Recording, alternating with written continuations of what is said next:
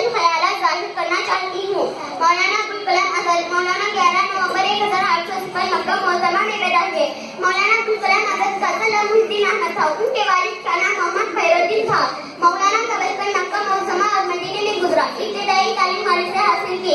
انہوں نے 15 سال کی عمر میں ماہوار جلیلہ لسان صدق جاری کیا۔ الف لام نامی اردو کا ہفت روزہ 5 جولائی 1912 میں کلکتہ سے جاری کیا۔ مولانا آل انڈیا کانگریس کے ہم نوا تھے اور مسلمانوں کے ہمدرد تھے۔ مولانا ابوالکلام آزاد ہندوستان کے مشہور و معروف سیاسی لیڈر تھے۔ مولانا آزاد نے کئی کتابیں لکھی جن میں مبارک خاطر انڈیا فریڈم ترجمہ قرآن۔ مولانا آزاد ہندوستان کے پہلے وزیر تعلیمات تھے۔ ان کا دور منصبی وزارت تعلیم 15 اگست 1940 کو 23 پدوں فروری 1950 تک تھا۔ ان کی یوم پیدائش کے موقع پر ہر سال بھارت میں قومی یوم تعلیم منایا جاتا ہے۔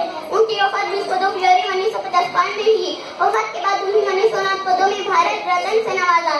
شکریہ۔